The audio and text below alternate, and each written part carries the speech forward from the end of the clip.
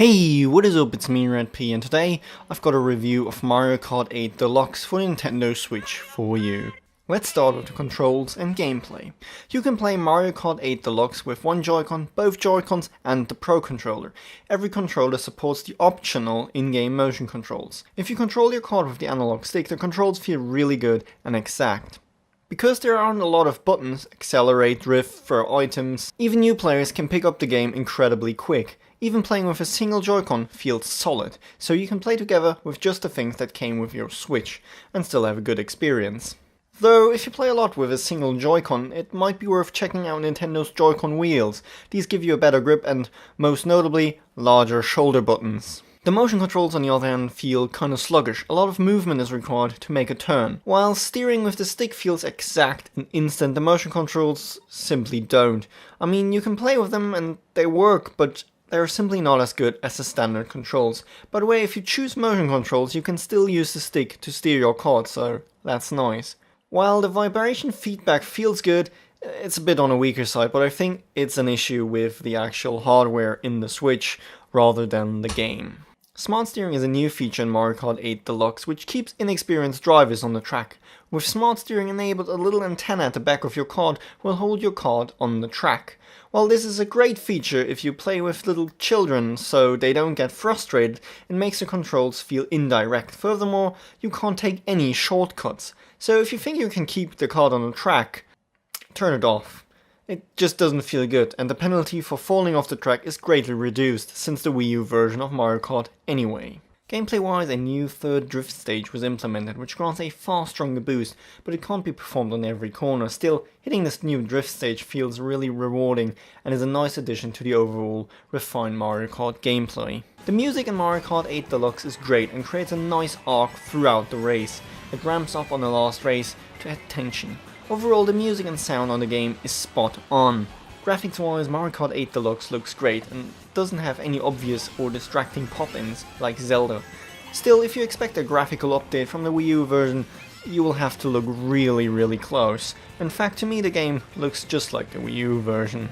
Mario Kart 8 Deluxe offers 48 racetracks in 12 cups. Some would say 24 new tracks and 24 old retro tracks taken from older games, but they're all taken from Mario Kart 8 for Wii U. These tracks can be completed in 4 different CC classes, with each class increasing in speed and AI performance. Furthermore, there's a mirror mode which lets you drive all those tracks backwards.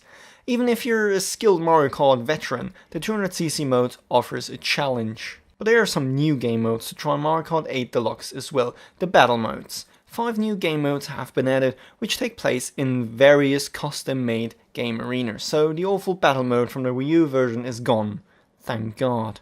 So there's a lot of time required if you want to do it all, and if you're done, they're still online. Mario Kart never was a competitive game and probably never will be. Still, there is no definitive best kart, so there's some fairness in this game. Mario Kart 8 on the Wii U for me was one of the most competitive and balanced Mario Karts ever. The Switch version, however, isn't due to the new hold 2 items concept.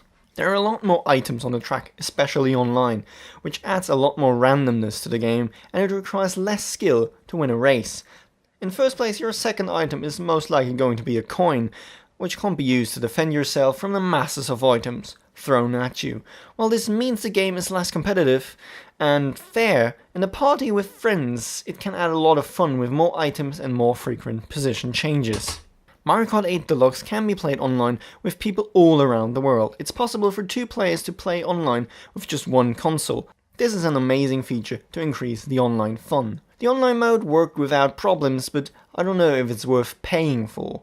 In order to play with your friends, you need to open a room which works, but lobby systems in other games and other consoles are just one step ahead in terms of ease of use. I don't know if this will change when the online service and the mobile apps release, but I don't really think so. Battery-wise, I was able to completely empty the battery while playing for 3 hours and 20 minutes with full brightness, so Mario Kart is lighter on the battery than Zelda, and with some brightness adjustments you should be good to go on a long playing session. In conclusion, I can say that Mario Kart 8 Deluxe for Nintendo Switch is an awesome game, which every Switch owner should consider. Quickly racing with a friend on the go, playing with 4 players locally, or racing alone in a challenging 200cc cup. There's a lot of fun to be had in this game, but owners of the Wii U version don't get a lot of new content, especially if you already own the DLC, which you should really have if you have the Wii U version. You know, the battle mode is fun, but I don't think it justifies buying the game at full price again. Anyone without a Wii should pick this fundraiser up.